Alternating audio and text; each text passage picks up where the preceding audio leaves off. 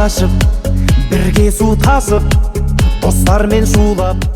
Достар, дайындалып тұрамыз. Ассалаумағалейкум, құрметті жалпы бізді тамашалап отырған YouTube желісінде жалпы мерейлі мерекеміздің құрметті қадірлі қонақтарын, яғни құрметті қадірлі 1990 жылғы түлектер, 2006 жылы мектепті бітірген Кенемек ауданы Бақтыгер елді мекені орталығындағы номері 23-ші мектептің 2006 жылғы түлектерін ортамызға қарсы алатын боламыз ағай. Олай болатын болса, бастапқы болып, Таңатаров, Жамбыл, Жадыр атты қонақтарымыз Қазақстан Республикасынан келіп отырған қонақтарға қол қошемет соғып қойыңыздар қанекей, достар.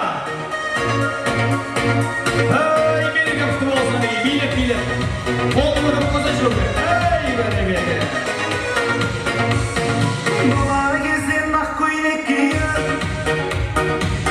Бәрекелді. Қалармен қарай, ару қыздарымызбен жалғастырамыз. Әлжанова Эльвира әпкеміз, Есбол бауырымызбен Мұрындау поселкесінен келіп отыр. Сарапша, әргір шамалы құрып қойыңыздар.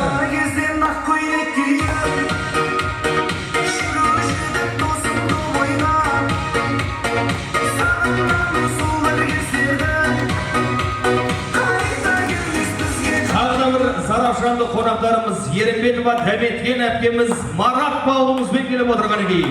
Аямай шамала құрып отырыңыздар. Ереке құтты болсын.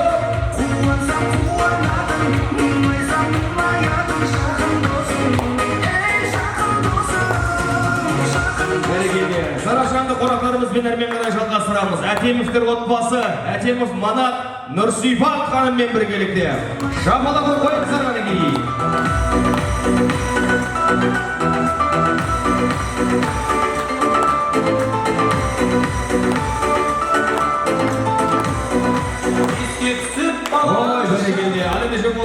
Отырысымыздың ұйымдастырушысы менің досым Нарбаевтар отбасы, Нарбаев Бақытжан, Венера ханымдарға аямай шамала құрып қоясыздар қанекей.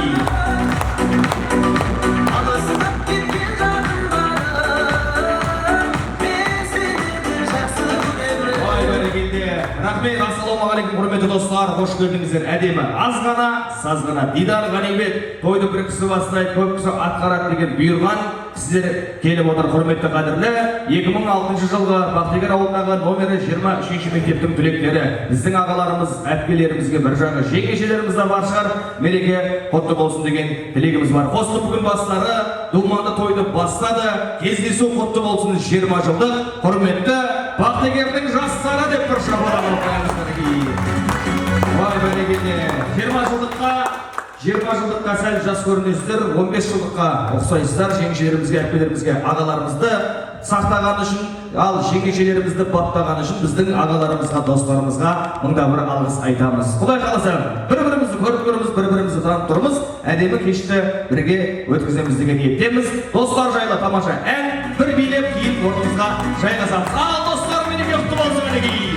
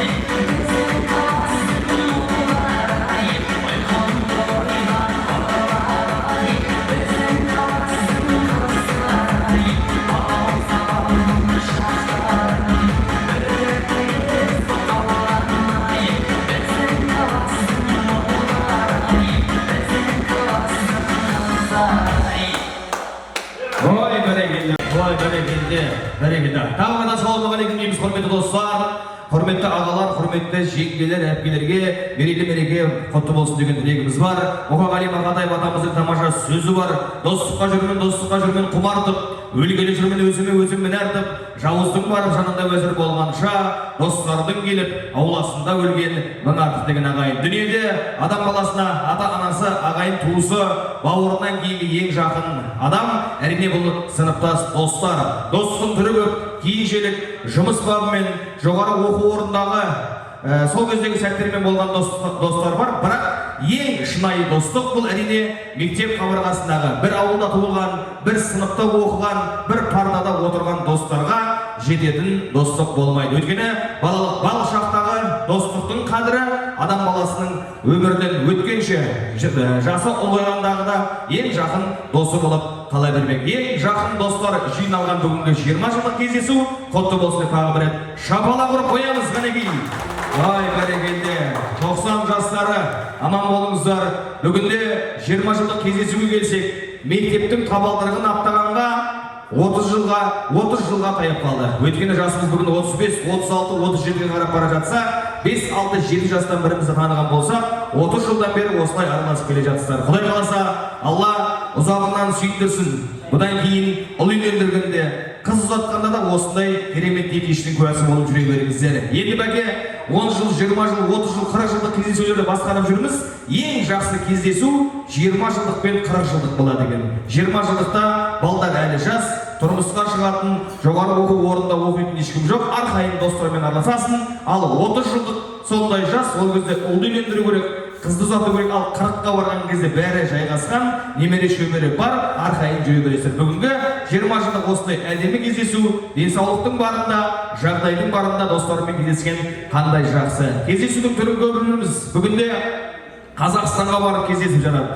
Бірақ 10 жылдық, 20 жылдық, 30 жылдық кездесу, нағыз кездесу ауылда болу керек. Өйткені ең алдымен Алтынұя мектепке келіп сәлем беру, ұстаздарға сәлем беру, ауылдың ақсақалдарына сәлем беру, әне сол нағыз кездесу болады. Сол дәстүрді бастап жүрген біздің бәкеңе және достарға бір шапалақ ұрып қояйық. Аман болыңыздар, мереке құтты болсын. Шындыс болсаң, бір келіп сырласып кеп, сапарыңның бір ішін бұра сал да, сен келгенде табамын бір асымет, дұшпанымнан қарызға сұрасаң да деп. Мына ауылдың жігіттері шіркін, көңілі кең, көңілі дархандай келген қонағын, етін азып, малын сойып, бір апталап қыдыртып, әне осындай кездесу, осындай жігіттерге жарасады. Мерекелеріңіз құтты болсын. Бұғана басында айтып өттік қой, азғана сазғанамыз, дастарханды ешкім ашып бермес. Бұл жерде ақсақал жоқ, аға жоқ. Әдемі тілекпен әрмен қарай жалғастыра береміз. Енді біз жаңға жағымды тамаша достар жайлы, кездесу жайлы, ауыл жайлы әндерді қоямыз. Соңынан келген қыз келіншектеріміз дастарханның бісмілләсін келтірсін. Қолдарыңыз дәмде, құлақтарыңыз әсем бір әнде болсын. Мереке тағы бір рет құтты болсын. Қош келдіңіздер.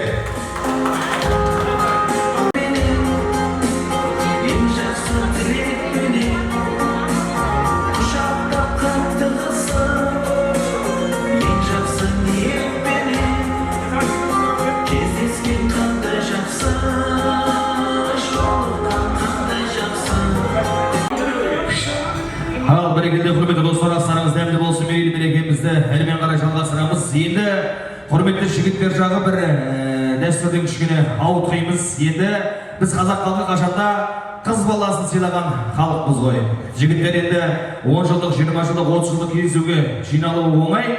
Енді жеңшемдер рұқсат берсе, бірақ бұл кісілер ата енесінен сұрау керек, жұбайының қас қабағына қарау керек. Бұл кісілердің келуі жігіттердің келуіне қарағанда қиындау. Сондықтан алыс жолды басып бүгінгі мерейлі мерекемізге ата енесін, бала шағасын, құрдастарыңызды баптап келіп отырған қыздар жағынан тілекті бастасақ, меніңше ешкім қапа болмайды. Дұрыс па? Ал олай болатын болса, біз мерейлі мерекеміздің алғашқы ақ тілегін ізгі ниетіне Әлжанова Эльмира әпкемізді Есбол құрдастарыңызбен Молдова қаласынан келіп отырған қонақтарымызды шақырып бір жақсы тілегін тыңдаймыз. Ал шапалақ ұрып қойыңыздар қанекей.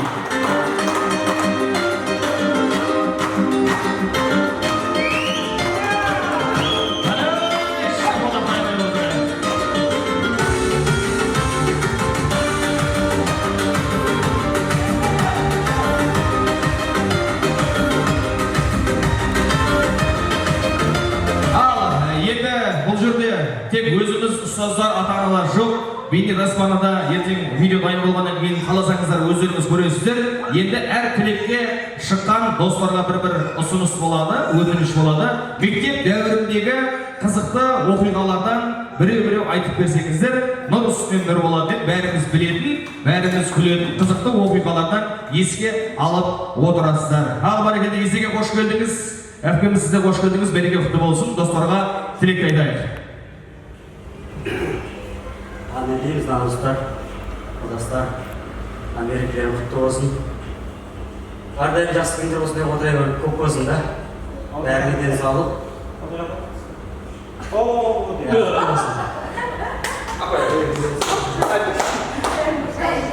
Достарым, неғылың 20 жылдық кездесуден кездесіп отырмыз. 20 жылдық мерейтойымыз құтты болсын.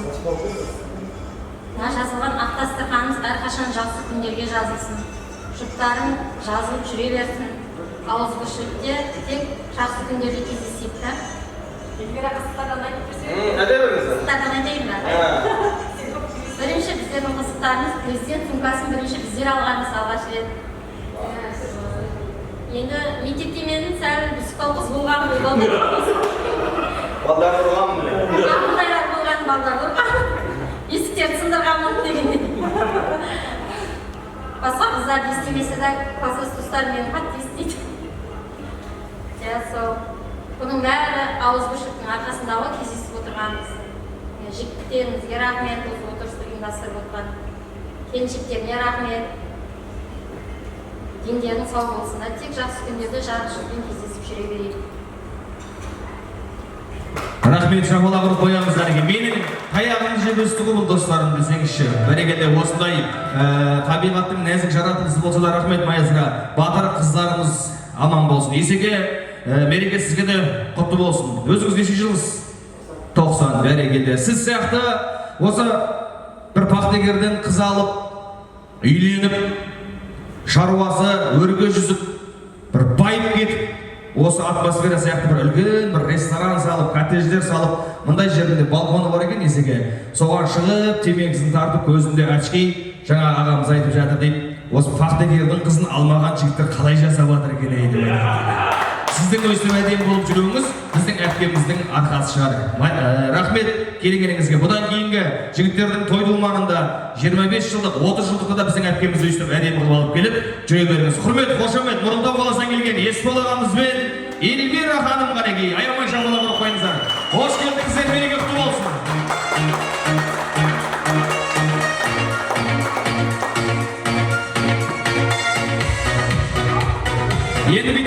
Енді құрметті жігіттер, құрметті әпкелер, құрметті қыздар, 20 жылдық кездесу болғаннан кейін мектепке балалық шаққа бір сапар шегетін боламыз. Мектепте жақсы оқыған кісілер бар ма? Кім 5-ке оқыды мектепте? Адал 5-ке оқыған кісі. Қол көтеріңіздер, 5-ке. Ой, бәрекелді. 4-ке оқығандар бар ма? 4-ке. Болады. Адал 4-ке оқыған жігіттер 5-ке оқыған қыздардан жақсы оқиды негізі. Ал енді соны бір сынап көреміз. Мектеп программасынан, бастауыштан, орта класстардан бір-екі сұрақ береміз. Кім білсе қол көтеріп, микрофонмен айта бересіздер. Қазақ тілінде неше септік бар және кім атап береді? Мына кісі бірінші қол көтерді. Ретімен атап бересіз. Мінекей. Атау септік, ілік септік, барыс септік, келіс септік. Тоқтым. Атау септік, ілік септік, табыс септік. Атау септік, ілік септік, барыс септік, табыс септік, жатыс септік, шығыс септік. Ой, бәрекелді. Шапалақ ұрып қоямыз. Атау ілік, барыс, табыс, жатыс, шығыс көмектес септіктері бар. Бәрекелді. Ал қазақтың әдебиеттерімен қарай жалғастырамыз. Зат есім дегенді білетін қонақтар болса, қол көтеріп айтып қойыңыз. Мінекей, тыңдаймыз. Ал, зат есім ең оңайы?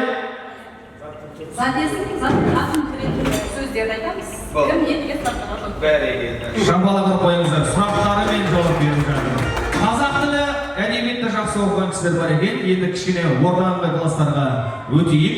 Геометрия сабағынан да 5-ке алған шығар қыздарымыз. Пифагор теоремасын білетін кісі болса, жақсылап бір айтып берсе, біз аямай шағала боламыз. Отырыстың соңында арнайы сыйлықтарымызды да табыстап қоямыз. Білеміз ба? 7-ші класс адаспасам. Пифагор. Ең оңай.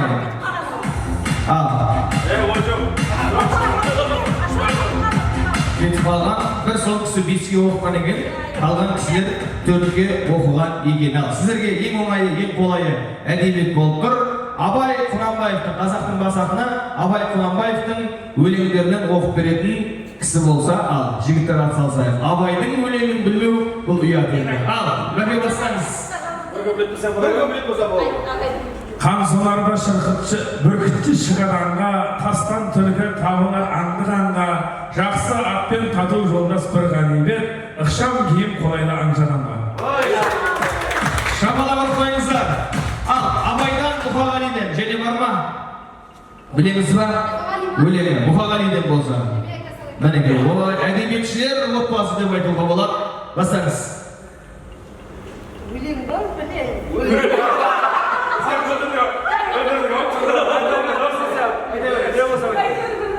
Өтеушедің қасымнан із қарап, күйдеушедің кеудеме қанжар қарап, қаншама аяусыздық танытса да, жүрегім дүрсіл қақты сені қалар.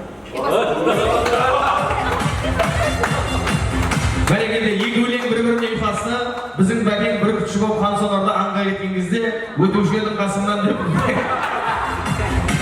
деген өлең шыққан сияқты. Рахмет, шамалаға қойғанымыз керек. Бар ма? Абайдан, Мұқағалиден. Енді сіздер бүгін қазір енді кішкене қобалжып тұрған шығарсыздар, болмаса бәріміз білеміз. Әсемпаз болма әр неге дегенді күллі қазақ біледі. Ғылым таппай мақтанба деген өлеңдерді күллі қазақ біледі. Атсалысып отырайық. Ал, той тәртібіндегі қонақтардан және бір Абайдың өлеңін тыңдаймыз. Мұқағали, айтып өтіңіз. Мұқағали Мұқатай ақиқатын бесінен алғайсың бүкілдеп әнін етті. Нұр жауып тұрған көктемде, өткере барсам өткерге, қоңыраулатқан аспанына, найзағай шаншып өткенді, есіңе мені алғайсың. Қоңыраулатқан аспанына, найзағай шаншып өткенді, есіңе мені алғайсың. Шабалағыр қойыңыздар, әне. Оңтүстігін осындай болу керек. Тек қана келіп, ішіп жеп кетіп, кеше қандай салат жедік, қандай фрукты жедік деп емес, кім несімен несі қалды. Анау өлең айтты, мынау мақал айтты, мынау мықты биледі деген сияқты өткізу керек. Береке құтты болсын, әдемі отырыс болсын, жалғастырамыз. Доспен қорша деген халқымыздың тамаза сөзі бар. Біз алыстан қарап тұрмыз, достардың әңгімесі жарасымды, бір-бірін сағынып қалған, келмей қалған достарымыз келесі кездесулерде, келесі той думандарда келе ол кісілерге де нәсіп етсін деген тілегіміз бар. Баршаңызға 20 жылдық мереке құтты болсын деп біз әрмен қарай ақ тілекті, ізгі ниетті жалғап, Зарafşan қаласынан келіп отырған қонақтарымыз Ерепетова Дәметкен әпкеміз бен Марат бауырымызды шақырып бір жақсы ақ тілегін, ізгі ниетін тыңдайтын боламыз. Ал құрмет, қошемет пен Зарafşanды қонақтарды Мәкен мен Дәметкен әпкемізді қарсы алайық.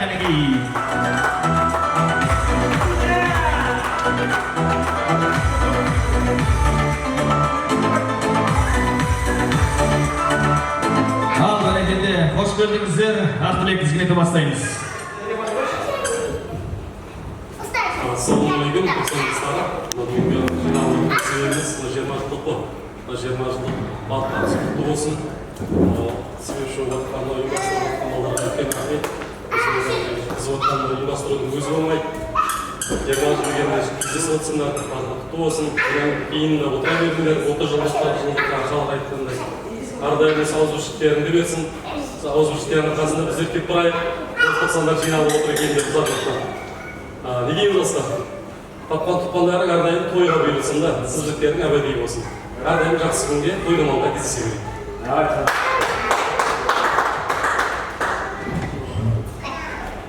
Достар, бүгінгі мереке баршамызға құтты болсын. Әр 10 жылдықта, 30 жылдықта да, 40 жылдықта да, 50 жылдықта да төрт көзіміз түгел болып жиналуды Алла нәсіп етсін.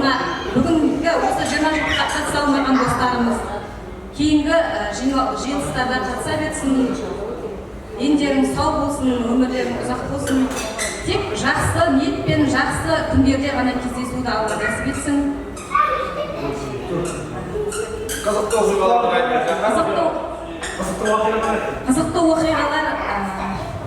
бізде өзі 5 бала 5 қыз болдық қой.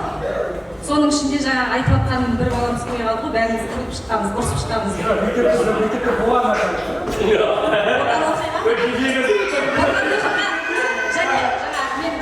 Есімде қалған өзі айтып кетпеші. Медет деген баланы оған кім? Эльвира. Көтеріп алып, былай лақтырып үстіне басып алып ұрған.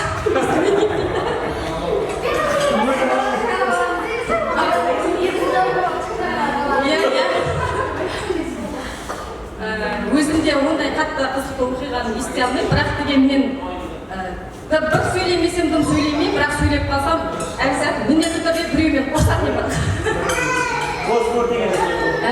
Менің жамбыл бауырым әлі досым өте жуас бала еді.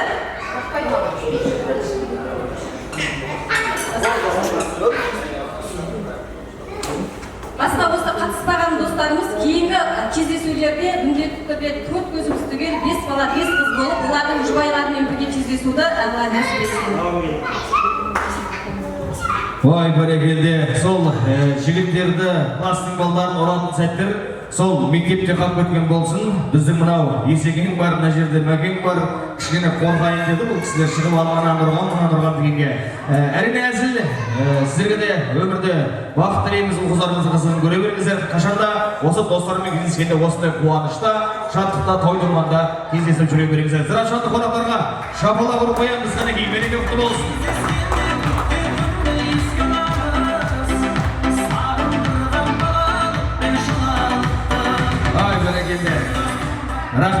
Рахмет Баясы. Ал енді құр қарап отпай бір жақсы әзіл әңгімелерден айтып берейін.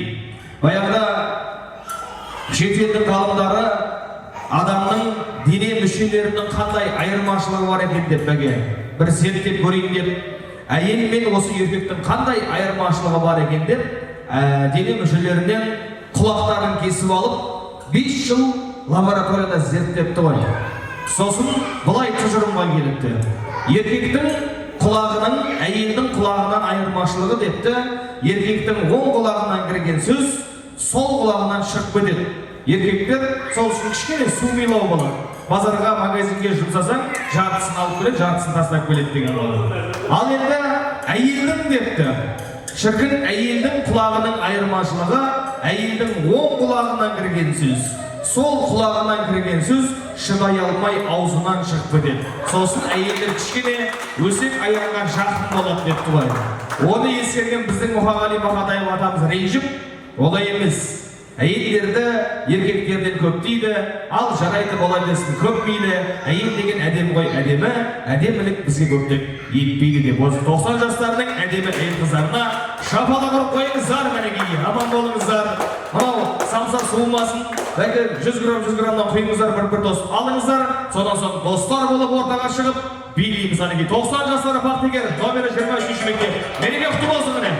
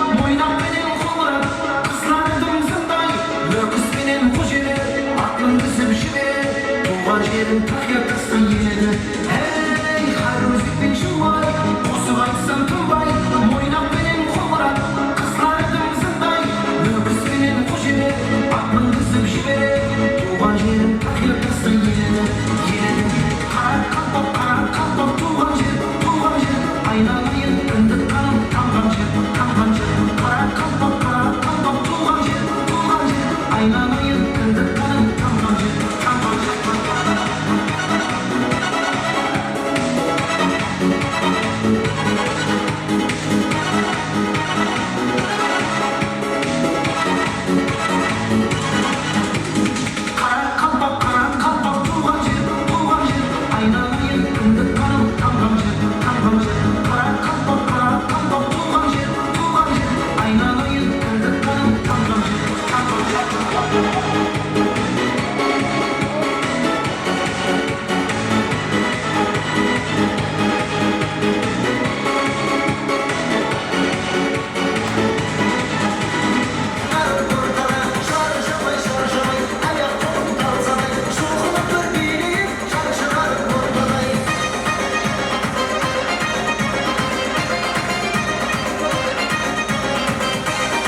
мәтелдері, екі суретті қоссаңыздар, қазақтың мақал мәтелдері шығады. Асықпай ойлансып алыңыздар, иә.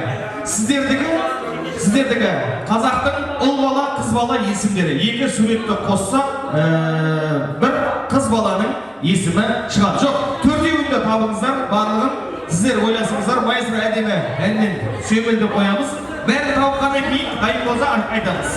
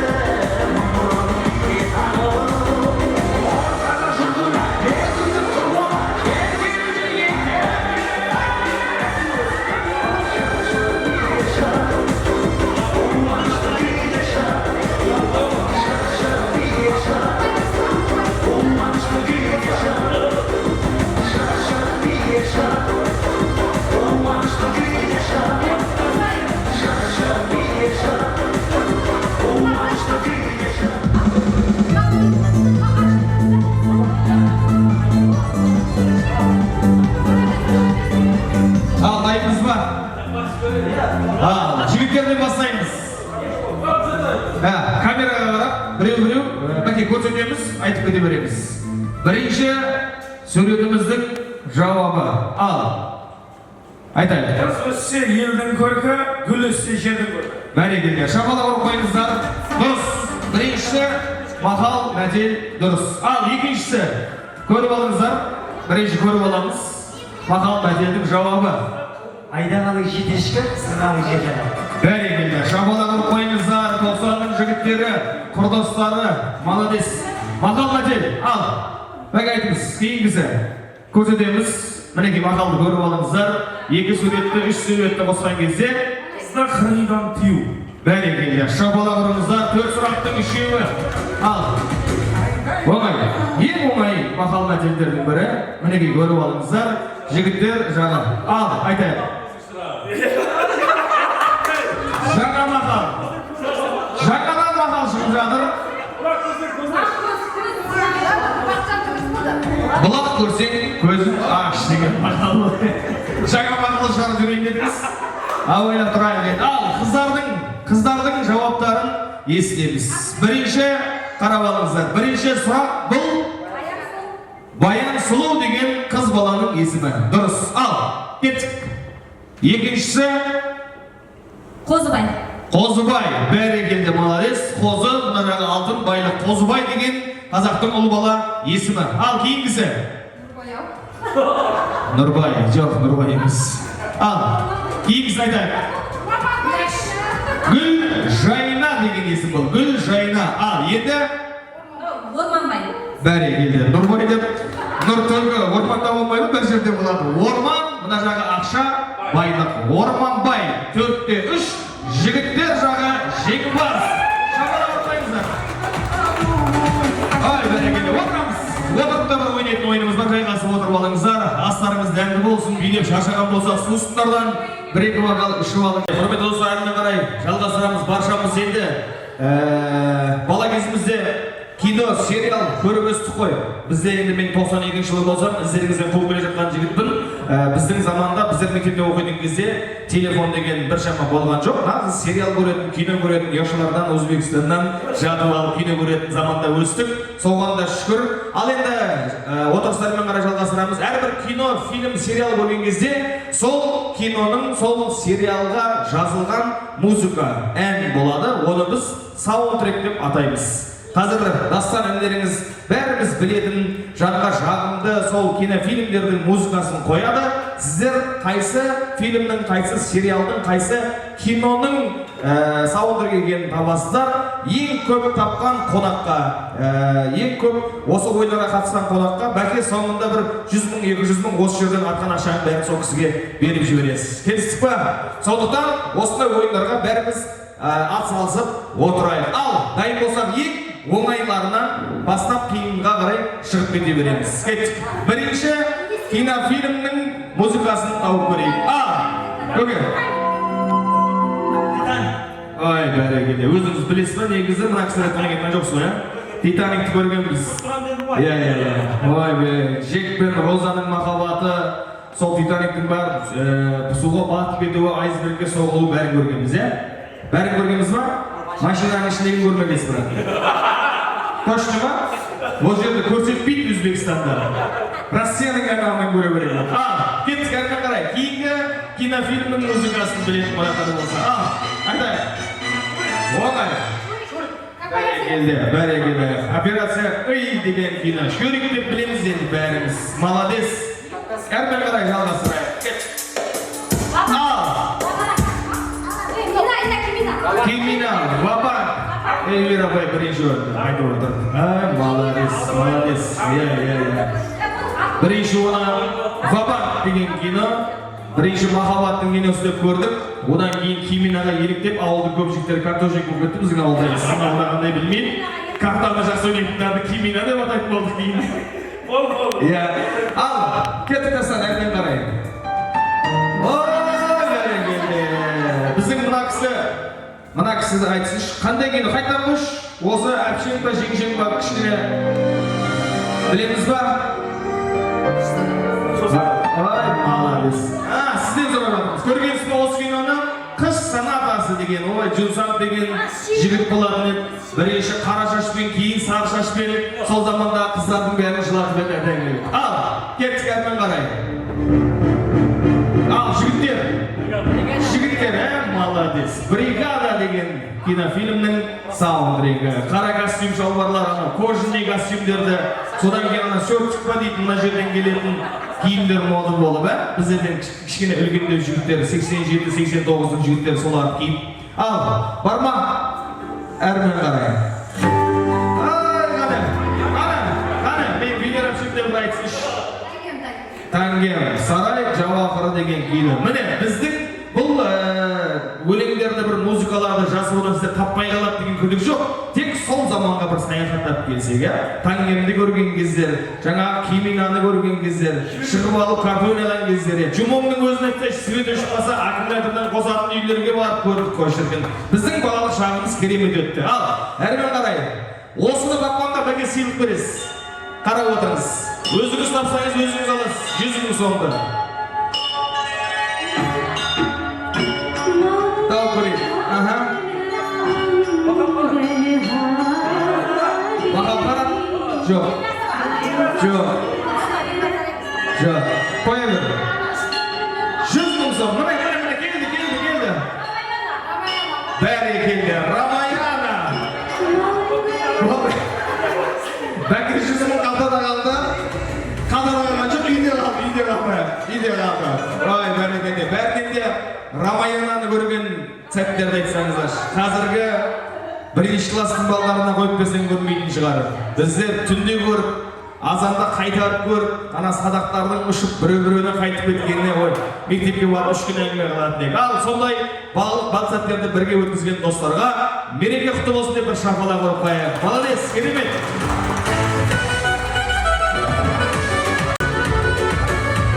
Ал енді әрмен қарай берекемізді жалғастырамыз. Ақбілекті ізгі ниетіде тыңдап отырайық. Арада достарға деген тілекті тыңдаймыз. Достарға бірақ өтініш, қызықты болған сәттерді айтып беріп отырыңыздар. Тек жігіттерді ұрғандарыңыз емес, бір мектепте, сабақта, пәндерде, еңбек сабағында, походқа шыққанда, чөп сабақтарында болған қызықты оқиғалардан болса айтсаңыздар болады. Зарашан қаласынан келген қонақтарымыз Атемовтер отбасы, Манат, Нұрсипат атты қонақтарымызды құрмет қошеметпен шақырамыз. Билеп келіңіздер достар.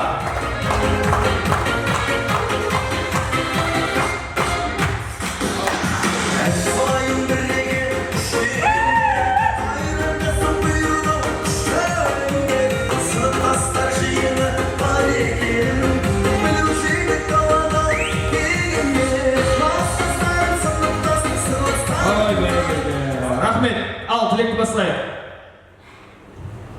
Біздің сұрағын жиналған себебіміз мынау 20 жылдық мерейтойымыз ғой, енді мектеп бітіру тойымыз ғой. Той құтты болсын да барымызға. Осы отырыста, осы тойды үш күнелеріне өткізіп жатырмыз. Жігіттер, қыздар үлкен рахмет сіздерге. Уақыттарын бөліп келіп жатсыңдар сонша жерден. Қазақстаннан келіп жатырмыз досымыз бар. Молодец. Келіп жатсың. Онда бір ауызбіршіліктің, құрметтің белгісі. Асып болса, бұдан кейін де бір 30 жылдық 40 жылдарда осы төрт көстігел отыра берейік. Денсаулық аманшылық болсын, барлықтары семьяларға табыс тілеймін. Дендерің сау болсын, жұмыстарың бұдан да өркие берсін, қырмандарыңа береке берсін Аллахым. Денсаулық аманшылық болсын да, сол үшін аламыз. Мен айтып едім, біз баяғы өзі ойшағымыз бұзық бас ала емес еді мектепте оқыған кезде. Бірақ көп таяқ жеп тұрады, біз ұрмағанбыз, таяқ жегенбіз. Мына Бақытжан, Ержан және бір деміз бар еді, келе амалы ғой, бір сүйіктер үшеуміз үйге қалдық, залымыз бар еді, кірген жердегі, сол жерде парта тұрғанда, сол партаның үстіне отырып аламыз ғой, парта үстіне. Сөйтіп қимылдатқанбыз да партаны.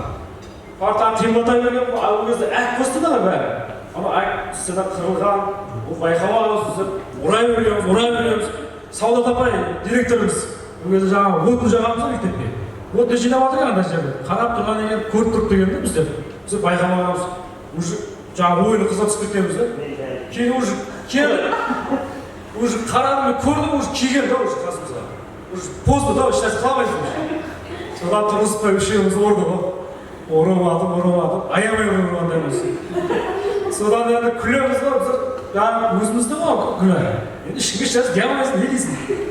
Ұрып, кейін барға үшеуміз дағы шыққанбыз ғой, далаға шығып, бір күлеміз үшеуміз. Күнәзі қатырғанды жаңа үстінен білдіріп, сол қатырғанбыз.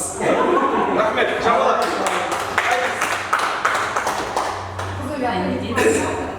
Жиналып отқан себебіміз 20 жылдық 90 жастардың 20 жылдық құтты болсын. Дендеріміз сау, отбасыларымыз аман болсын. Осылай жаңағы ауызбіршілікте болып 25-30 жылдықтар тойлау нәсіп ете берсін. Отбасыларымызға амандық тілеймін да. 20 жылдық болсын. Ой, бәрекелді, рахмет, құрмет, қошемет, Атемовтер отбасы. Аман болыңыздар, билеп жайғасамыз ғанекей. Достар аман болсын, береке құтты болсын ғанекей.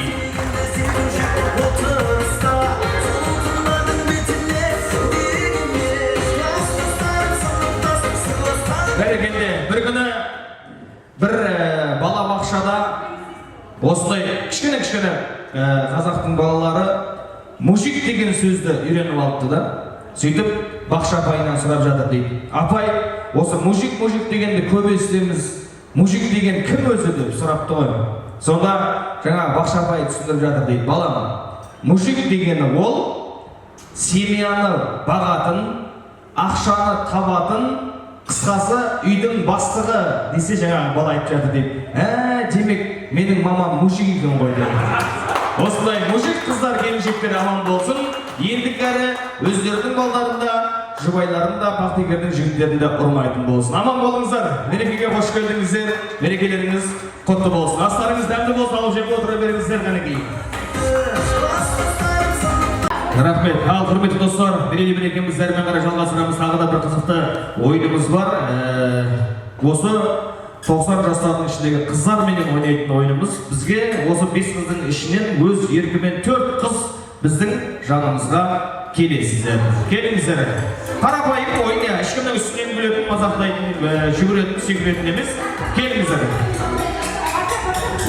Келіңіз, Венера апай, келіңіз. 4 қыз келіңіздер. Тапқырлық кім тапқыр болса, кім жақсы тез ойлайтын болса, ойынымыздың жеңімпазы болады. Енді бәке және 100 мыңды столдың үстіне қойып қоя беріп, Құдай қаласа бәрі үйге барып жатыр ғой. Сыртқа кетіп жатқан жоқ. Ал, келіңіздер, келіңіздер. Ой, бәрекелді қыздар. Бір әріптер алыңыздар. Бәрі оңай. Өзіміздің қазақтың әріптері. Ой, бәрекелді, бәрекелді. Ал, кет. Енді қараймыз. Қыздарымызға ойынның шартын түсіндіреміз. Қазір біз жақында отырайық, бір-бірімізге жақында отырайық. Жігіттер, қараңыздар. Бұл ойынымыз, абай, Венера апай, былай да тұрыңыз. Осылай. Көрініп тұрайық деймін мәксілерге. Мен қазір 5-6 сұрақ беремін. Сұрақтың жауабы қолдарыңыздағы әріптен басталуы керек.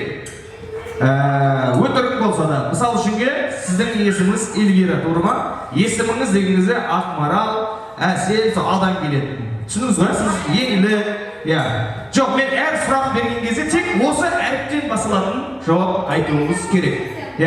Ол шын болуы шарт емес, осы әріптен басталса болды. Түсіндік қой, менің атым Ақмарал, еңілік, Нағима, Бағила деген сияқты кейінгі сұрақтар әсіресе қиындап кете береді. Тек қана осы әріптен тез ойланып жауап береміз.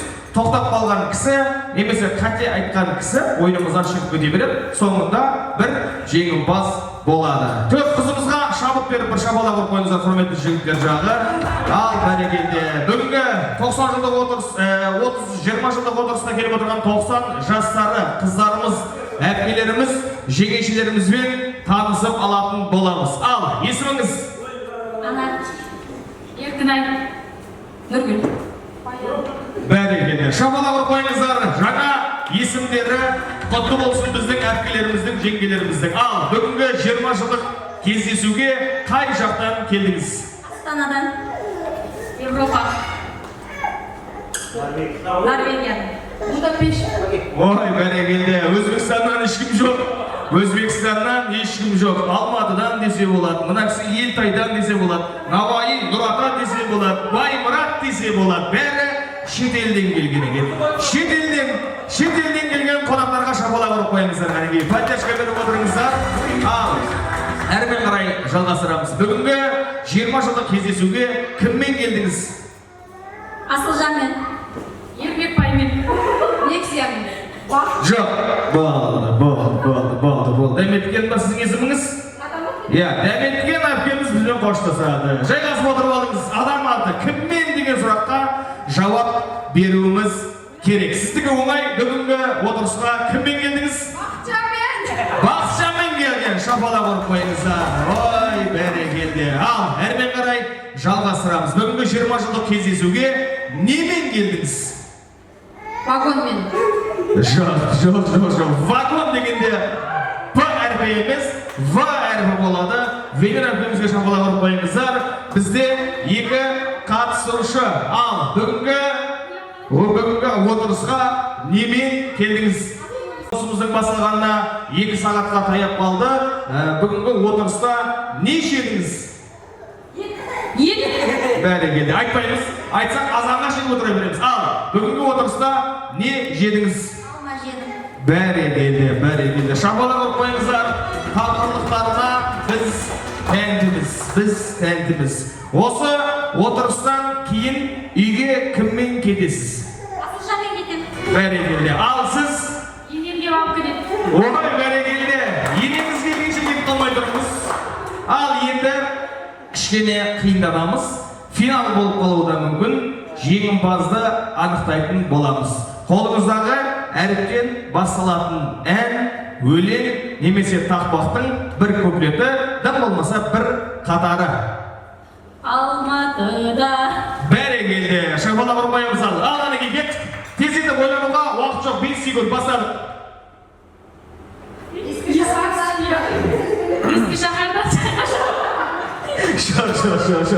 Өтірік айтты дегенде шлейбінді айту керек емес.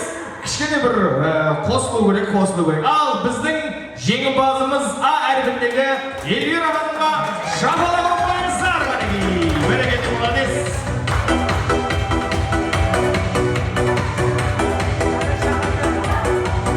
Қыздарымыз актив, мұздай сусындардан алып алыңыздар, кейін асаған дайын болғанша барша достарды ортаға кереметтей биге шақыратын боламыз. Ал мереке құтты болсын құрметті 90 жастары.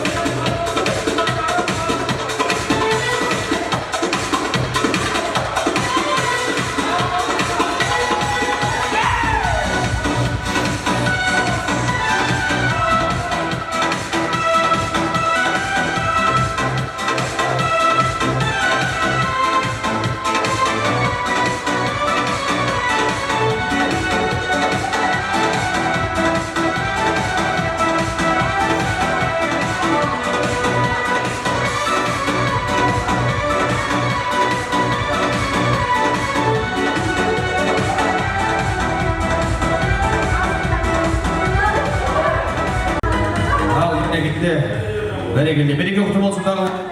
Құрметті достарымда біз мерейлі мерекемізді әрмен қарай жалғастырып, ақ тілекті ізгілеттерді де әрмен қарай жалғағанды жөн көріп отырмыз.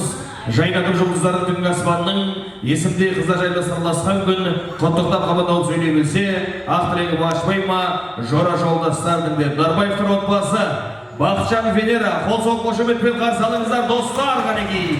Мереке құтты болсын.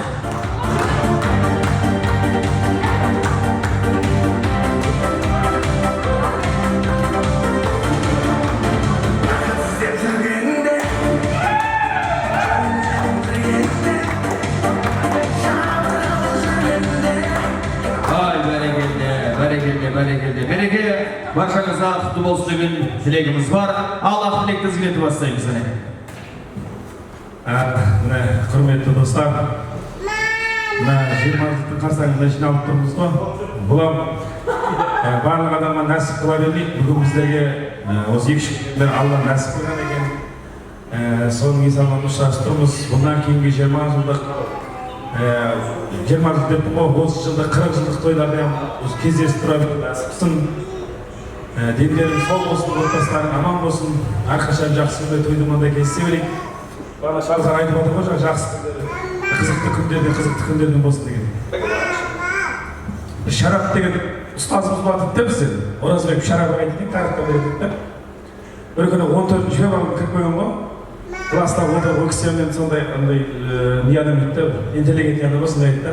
Бүгін қандай күн деді. Жамбыл орнына ұшып тұрып, Валентин күн деген ғой, мына Жамбыл деген досыз. Атаңа деп, сен Валентин кім екенін білесің бе көзді? Оған қара. Сол мен әлесіне кеттім, Валентин деген ғой. Бүгін басқа күн деген дейсіз, басқа күн деген. Сөйтсе ол бауырдың туған күн деген, бауыр туған күн дейді жаңа. Енді 5 сыныпқа тарих келіп отқан кезімізде сосын жаңағыда Елвира деген қызымыз айтып отыр ғой, хулиган еді деген. Міне хулиганның дәлелі мынау ғой, мына қара сұп-сұлуындай тоғалық жігіт еді. Сорып алып дым қамарына бейшарада өледі ғой, тұрған жерінде. Осыдағы мәлімет біле берсеңдер болады деді. Басқа да енді қызықты күндер өтті ғой, көбісінің енді арадан жылдар өтті, көп қайталап тұрмағасын ұмытылған қалады екенбіз. Енді жаңағы бұзықтарына да қылықтарымыз бар еді, оларды енді видеода балдар көріп қойып масқара баламен айтпай отыр. Мына Ержан деген бала бар еді, кесеуіп бекен алмай қалды да, мана үшеуміз постоянсында шықпыр болмаған нәрселерді жүрдік та. Бір күні жаңа бұндай шықпыр рецепт ашып тұрған ғой. Соны үшеуміз барып тигіземіз деді та, екі жақтан барып. Екі түн ұстап біз ортада тұрмыз. Тегіз бағанға. Содан үшеуміз қаштық, анау парттап кетті.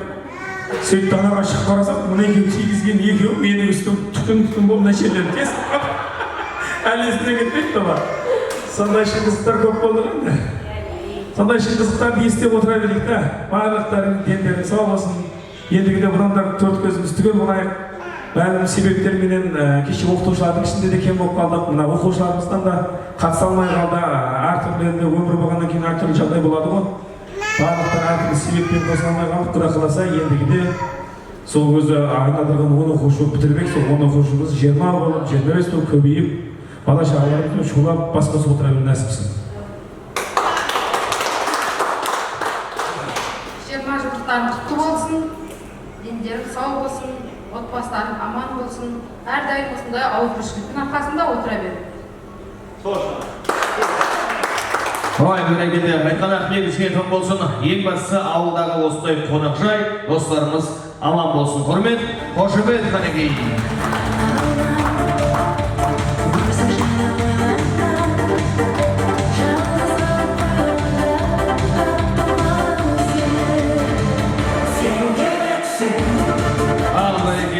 Ал ендеше бір анекдоттың ең зорын айтып берейін. Нағыз өзіміздің жасқа сәйкес келетін, Құдай қаласа 36-37 жасқа жақындап жатырмыз. Құдай өмір берсе 40-ты да бірге көрерміз, бірге көріңіздер. Бір ағамыз бен жеңешеміз той жасап, ағамыздың 40-қа шыққан тойын жасап, үйленгенде 20 жыл болған екен, үйленгендерде де 20 жыл болып, ұланаса той думан жасапты. Достар келген, той біткеннен кейін үйге барып, әсте жайғасып жатса, жеңешем мәз төркіндері келген, достары келген, ағама еркелеп жатыр дейді. Құрметті отағасы, үйленгенімізге 20 жыл болыпты. жасымыз 40-қа келіпті, мені әлі сол 20 жыл алдыңғы қыз кезімдегідей жақсы көресіз ба десе, ағам айтып жатыр дейді. Әрине жақсы көремін. Қалай жақсы көремін? Сен менің жан жарымсың. Бүгінгі тілмен түсіндіретін болсам, мен телефонмын, сен сим-картасың, телефон сим-картасы істемейтін сияқты, мен де сенсіз істемеймін деп жеңешемді қуантып жіберді ғой. Жеңешем мәз болып, кухняға барып шай қойып келейін деп кетсе, ағамыз кішкене қулау екен, айтып жатыр дейді. Ей, сорлы қатын, сен қазіргі телефондардың екі сим-картамен істейтінін білмейсің ғой деген екен. Бүгінгі отырысқа бірінші сим-картасын алып келген біздің 90 жастар аман болсын. Мереке құтты болсын. Ай, бәрекелді. Рахмет, әрине әзіл аман болыңыздар. Құдай қосқан жардарыңызбен, жарларыңызбен өмірлеріңіздің соңына дейін бар қызықты бірге көру нәсіп етсін. Ал енді біз бекерге жәкеңмен, екеуі де жәкең екен, екі жәкеңді тостың соңына алып қойғанымыз жоқ. Қазақстан Республикасынан келгеннен кейін бірінші осы жақтағы достардың тілегін тыңдап алсын. Дидар Ғанибет мынау бір көргеннен кейін мынау бір-бірімізге ыстық лебіміз өтсін деп жақсы достардың тілегін тыңдағаннан кейін жүрек жарды ақ тілектерді, шекараның арғы бетінен алып келген ақ тілектерді ақтарсын деген тілегіміз бар. Сонау бүгінгі отырысымызда Қазақстан Республикасынан келіп отырған Таңатаровтың отбасы Жамбыл жадыра қол соғып қошеметпен қарсы аламыз мінекей.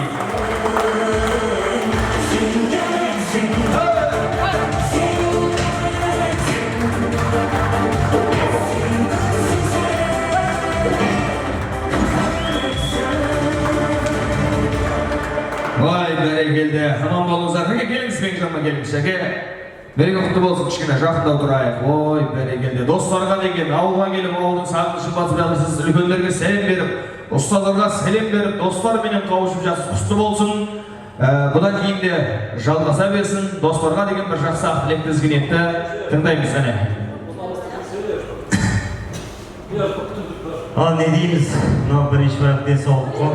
Мына барлықтан дендеріңіз сау болсын. Құда қаласа 20 жыл деп келдік. Құда қаласа 40 жылда да бас қосып, ойнап күліп жүре берейік. Мына өсіріп отқан қызымыздың әрқашан қылышқанда бас қосып, баршамызға нәсіп етсін да. Мына пермен үлкен рахмет. Әйтеуір барынша ат салысып, группаны қыздырып жатқан жайың бар еді. Венераға сөйлеген жоқ па да? Сөйледім. Оқыған жоқпын бірақ. Аманшылық болсын да, деніміз сау болсын. Құда қаласа ол қызымыздың қызықшылығында бас қосып, ойнап күліп, үлкен шал кемпір болып, ойыстып, ортада тоз сөйлеп, сөз сөйлеу нәсіп етсін баршамызға. Қызықты күн айтатын болсам, мен мектепте негізі 9 жылдың 4 жылын оқыдым деп өзім есептеп. Соның ішінде экзамен деме, емтихан деме дейтін еді. Емтиханға келген ғой, химиядан. Сонда Дүйсебай деген ағай сабақ беретін еді. Сонда ішінен біреу ал деді маған билетті. Алсам, Титан деген билет түсті да маған.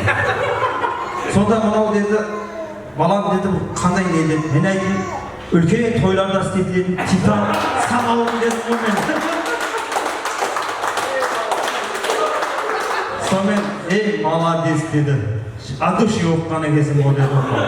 Мен тойларда істетіп тамағым, мұна басқаша келмеймін мен дедім. Сол қызықты күндер деді. Неге мына бүгінгі жиналып отқанымыздың несі? Бүгін бас қосып отқанымыз себепшісі мына 20 жылдық қой.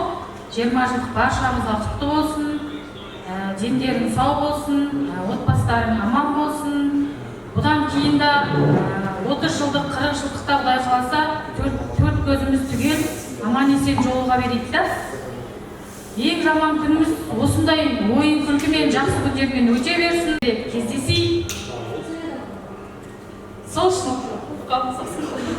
Vay bәрекелді, аман болыңыз. Мынау жәкеңнің мен 9 жылдың есептеп көрсем 4 жылын оқыдым дегенде бір анекдот есіме түсіп кетті да.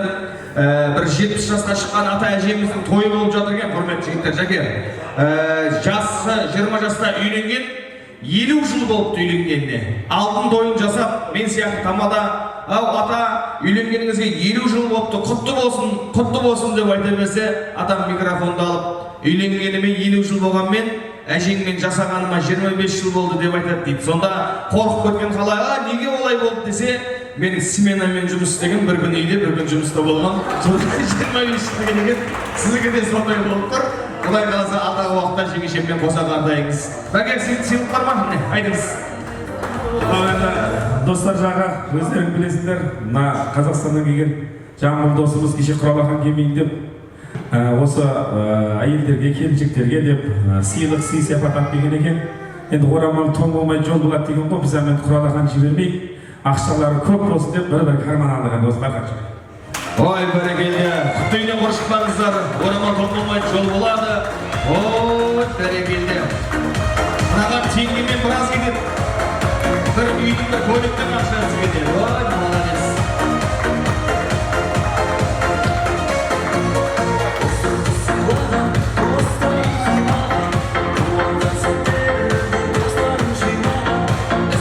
Бәрекелді, жайғасыңыздар. Әдемі, бәрі әдемі осындай бір-бірімізді сөзсіз ыммен түсінетін, қабағымызбен түсінетін, көңілімізбен түсінетін достарымыз аман болсын деген тілегіміз бар. Мен әрмен қарай жалғасырып әзіл әңгімелерді айтып берейін. Құрметті достар, бұл отырыста айтылып жатқан анекдоттардың, әзілдердің бәрі көңіл көтеру үшін жеке бір адамға, тұлғаға қаратылған емес, ешкім өкпелеп қалмасын. Bir күні бір анамыз ұлы бар екен, осы ұлымды үйлендірсем, келінім таңғы сағат 6-да тұрып, қою қарашай демдесе екен деп армандап жүріп ұлын үйлендіріпті. Той біткен, тойдың ертеңіне әжем қарап отырмай күйеуінде оятып алып шалдым. Тұр, сағат 6-да келін қарашай құяды деп, 5:30-да тұрып, дайындалып отыр дейді. 6 болады, келін жоқ, 7 болады, келін жоқ, 8 болады, келін жоқ, 9 болады, келін жоқ. Сосын апамыз шыдамай, үйінде қызы бар екен, қызын оятыпты.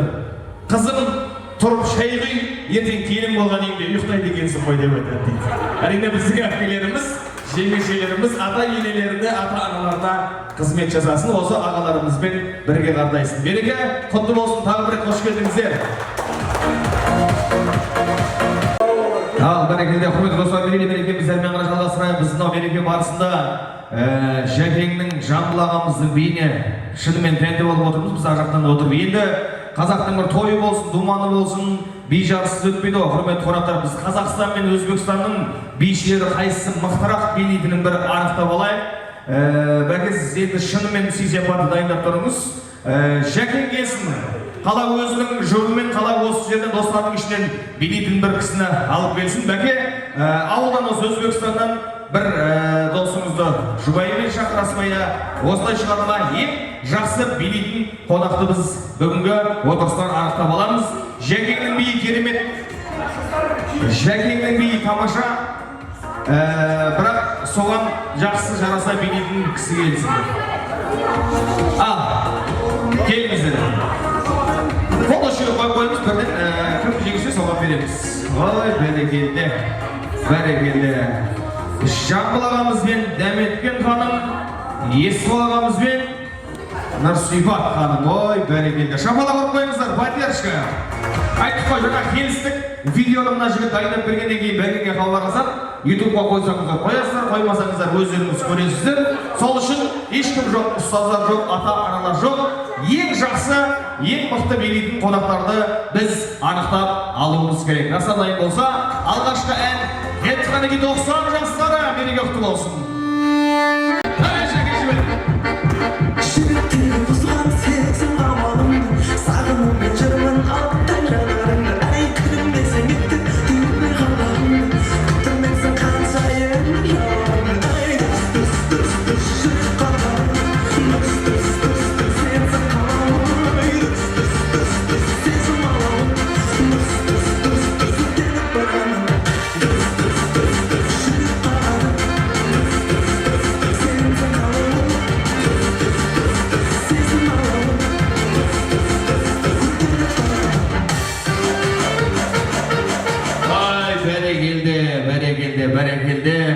Жәкеңнің биі бөлек. Мен мына жақта отырып көріп отыр едім, осы би жарысып көрейік. Жәкеңге теңесетін біреу бар ма екен деп ойлап отыр едім, бірақ Есекеңді қалып жатқан жоқ. Вес жеңіл ғой енді бұл кісіде. Бағана айттыңыздар, өзі толық жүреді, қазір салынып кетті деп. Оның да пайдасы бар. билегенде, жүгіргенде, футбол ойнағанда пайдасы бар. Ал, кеттік әрмен қарай екінші әнімізді қояйық.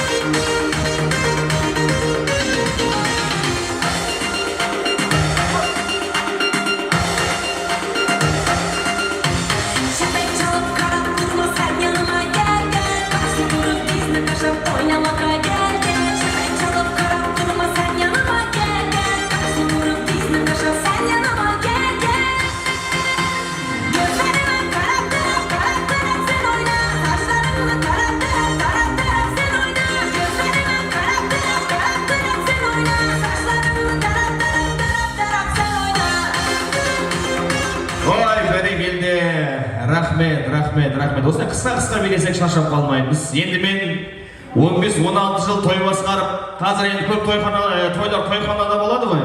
Биік каблук киіп келген қыз келіншектердің анау каблукпен құлап қалмайын деп аяқ киімін шешіп билегенін көргем, бірақ жігіттердің аяқ киімін шешіп билегенін бүгін бірінші рет көріп тұрмын. Бұл да бір өнер, жәке. Бұл да бір сіздің жеңіске деген құштарлығыңыз болып тұр. Ал енді әрмен қарай жалғастырамыз. Кеттік үшінші әніміз.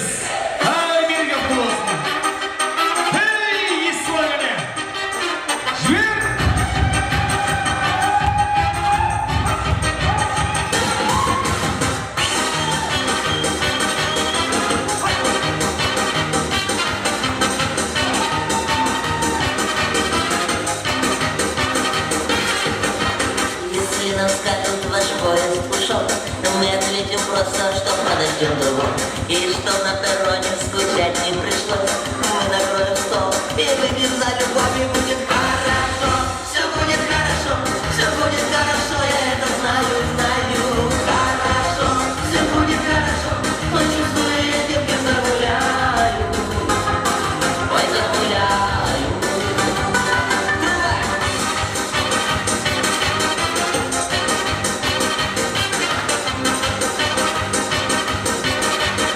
Ай, бәрекелді. Рахмет. Шаршап қалмаңыздар, биіміз жалғасады. Ал, дайын болсақ, кеттік кейінгі әнімізді қойып береміз. Кеттік қарай.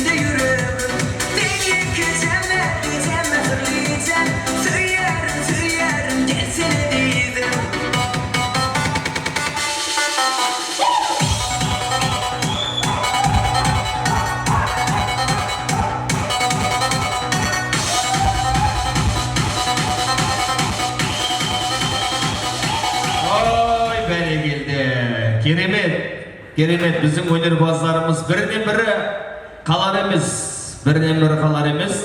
Біз жәкең бірінші орын алады деп шығарып еді. Мына жақтағы Есекең мен біздің Нұрсипат әпкемізде ол кісілерден қалып жатқан жоқ, олса озып кетіп жатқан жайты бар.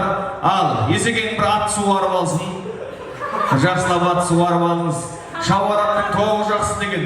Көп ішпеңіз бірақ. Ішіңізден тамағы қорап кеткен шығар. Көп ішіп ауыртып қалмасын. Ал соңғы би. Жақсылап билеңіздер, осыдан кейін сый-сияпатты береміз. Кеттік қана. Ей, достар қана.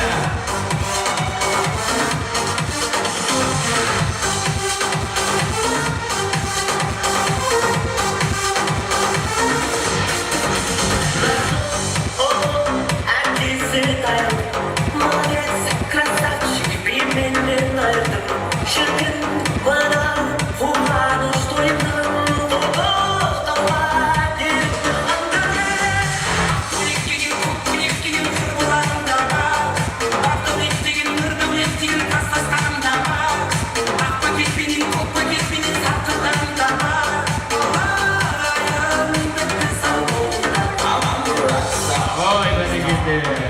рахмет. Келіңіздер, болды. Молодец, тамаша. Көңіл көтеріп, өзіміз отырып шай ішейік деген отырыспа болып жатыр да бұл. Көтел ешкім жоқ. Бәрекелді. Ал келіңіздер, біздің 4 бишімізге өнер басымызға шапалақ ұрып қойыңыздар елді. Бәрекелді. Бұл бір қызық дода болды. Бұл көк бәріге теңейтін болсақ, Жәкеңнің аты Дәуат, шапқырат, шауып жүрген талай өгіз өнді автомобильдер салып жүрген, бірақ бүгін кішкене қамдау өген. Аз суытылғанда бұл кісі. Мына есегенге қарасаңыз, нағыз бәйгеге қосатын, мына додаға қоссаң, бәрінен бұрын келетін суытылған әдемі ат болып тұрыпты. Молодец, бірақ Жәкеңнің биі бөлек, адамның 12 мүшесі болатын болса, біздің көкеміздің 28 мүшесін қимылдатып биледі. Омыртқалары отдельно, қабырғалары отдельно, тізесі отдельно, тобылғы отдельно билеп жатыр. Молодец. Бірақ та көкбәрді де бейшара шабандоз өліп өшіп салады, бірақ салымды аттың салып кетеді ғой. Сондықтан біз салымды қос әпкемізге береміз. Екеуіңіздің де биіңіз тамаша. Бірей жорын, марқабат, ой, бәрекелді. Әдемі. Береке құтты болсын.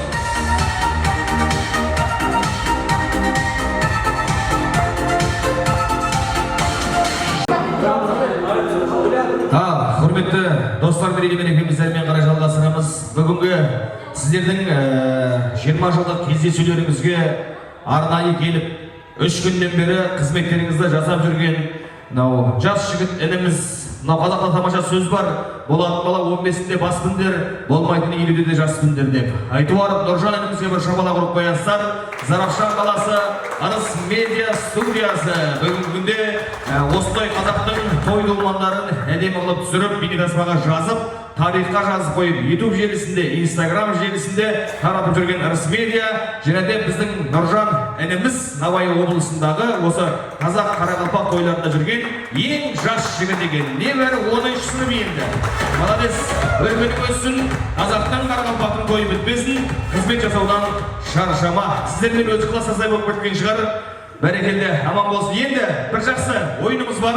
Әңгімелеріңіз жарасында қарап отырсақ, бірақ та арасында бір кішкене сергіп ойындарында ойнап отырайық. Біздің би жарысымызға Жәкең мен Есбол шыққан болса, қалған 3 жігіт мына жерге келесіздер. Жұбайлары тек көмектесіп жүресіздер, ойынға қатыспайсыздар. Мына жерге отырсаңыздар тіпті жақсы. Мына шарларды 2 тобығына байлап бересіздер. Әркім өзінің жігітінің мына жерге былай байлап берсеңіздер болды, төменге. Ал, байлап беріп қайтып отыра бересіздер, келіншектер, қыздар. Осындай. Отырып алсаңыздар, біздің әпкелеріміз бен жеңгелерімізге оңай болады. 2 аяғына байлап бересіздер. Арқасына, арқа жағында қалсын да. Отырып алсаңыз байлап болады. Жарамыз. Міне, әкесінің екіншісі шешілмейтін болсын да бар. Шешпейміз оны, жару керек болды.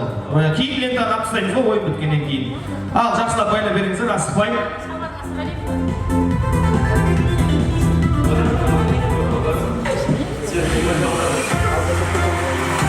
Оңай ойын, оңай. Ой, бәрекелді. Келіңіздер, жігіттер. Ой, қазақтың 3 биіндей болып шығып отқан 3 жігітке шапалақ ұрып қойыңыздар кәнекей. Бәрекелді. Ойынымыздың шарты оңай, құрметті жігіттер. Қазір музыка кетіп, билеп тұрып, осы өзіміздің шарымызды жарғызбай, мына кісінің шарын жаруымыз керек. Кімнің шары ақырында соңында қалса, сол кісі жеңімпаз. Кейін былай қылайық, мына жер таныс бол кең, ана жаққа колонн жаға жүгіріп кету жоқ, осы айналада ғана жүреміз. Бұл жерде жүгіріп қашу емес, жарғызбау, аяқты тартып алсақ болды. Өзіңіздің шарыңызды жарғызбайсыз, біреудің шарын тезірек жарып бітіруіңіз керек. Түсінікті ғой жігіттер. Кімде соңында 1 шарғалама, 2 шарғалама, сол кісі жеңімпаз атанады. Жақында отырайық, мына жерлерден осы айналадан шықпаймыз. Ал, дайын болсақ бастаймыз. Біреу-біреуімізді жүгітіп қоймайық. Абайлап ойнаймыз. Ал, қыздар шапалақ ұрып отырыңыздар жігіттерге. Мереке құтты болсын.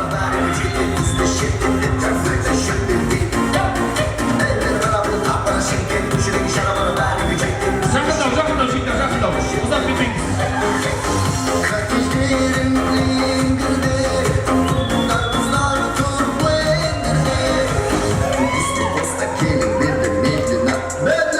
Biz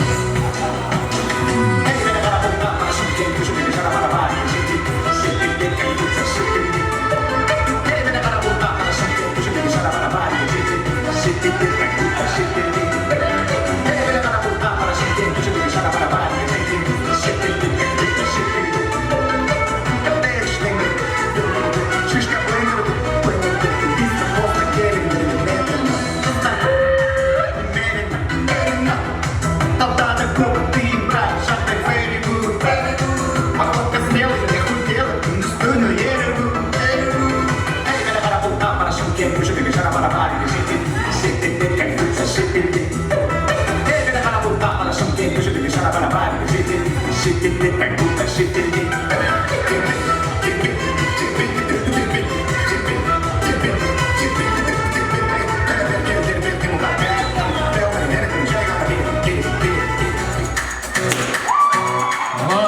бәрекелді. Рахмет, бізді жеңімпаз. Сарапшамен елі қонақтарымыз жеңімпаз. Мереке құтты болсын, осылай көтеріңгі көңіл күйде жалғастырамыз. Ал енді тастан бір әдемі мектеп вальсіне дайындаласы бұл. Мен кішкене бір қараңғы түссе, жастық шақты еске алып, соңғы қоңырауды еске алып, бір қараңғыда вальске түсеміз бе деп едік. Шіркін бұл жаздың күні 9 болмай қайтпайтын сияқты, әлі де күн түсіп тұр. Біз кезекті өнерпаз дастан әнімізге береміз, жанға жағымды әндерді қояды. Әркім өзінің жұбайымен сол 20 жыл алдыңғы 2006 жыл 25 май соңғы қоңырауды еске алып, мектеп вальсіне сіздерді шақырамыз. Махаббаттарыңыз баянды болсын, махаббаттарыңыз мәңгі болсын. Мектеп вальсі ортаға. Мархамат, 90 жастары. Шалалығым, балалығым, артада қалалым. Төгіліп, шалғыйды ән шақтайды. Әуелі таныс, әдемі вальс, қостай қалықтайды. Әуелі таныс, әдемі вальс, қостай қалықтайды.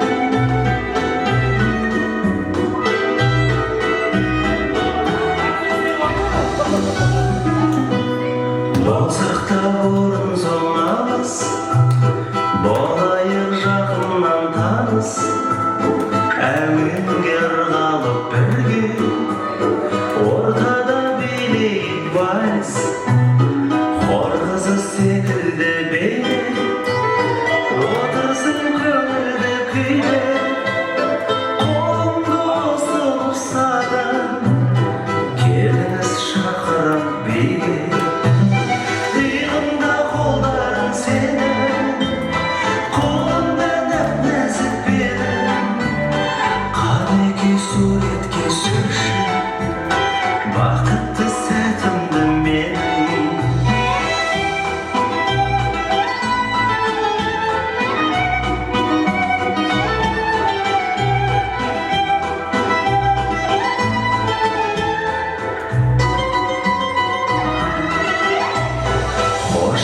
қалсам қиды сен.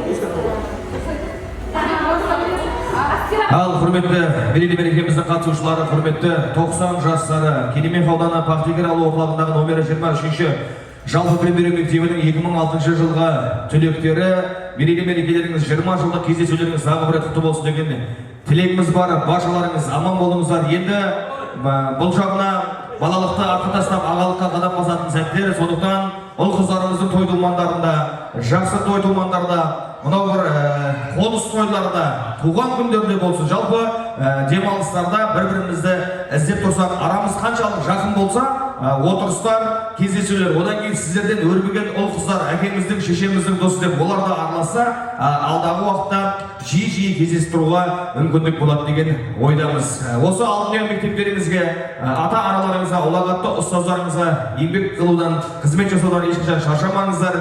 Біздің жасаған қызметімізге, мына жігіттің 3 күннен бері жасап жатқан қызметіне разы боласыздар. Баршаңызды танимыз енді, көз көрген почти бір ауылдың жігіттеріміз, қыздарымыз, сондықтан баршаңызға мерейлі мереке құтты болсын. Сіздермен бүгінгі көңілді кеште бірге болғанымызда бізде қуаныштымыз. Сіздерге мереке құтты болсын, әлі жалғасатын болса жалғасын таба берсін деген тілегіміз бар. Енді мынау әпкелеріміздің сөзі жерде қалмасын. Ортаға биге шақырамыз, шаршағандарыңызша билетеміз жоқ, азанға дейін билейміз десеңіздер, азанға шықта қойып бере береді бұл жігіттер. Бір жақсы би болсын, сосын сіздердің жауаптарыңызбен, сіздердің рұқсаттарыңызбен біз әстей жүре береміз. Ал мереке құтты болсын. 90 Пақтегер 23-ші мектеп 20 жылдық кездесу. Мереке баршаңызға құтты болсын. Ал биге шығайық.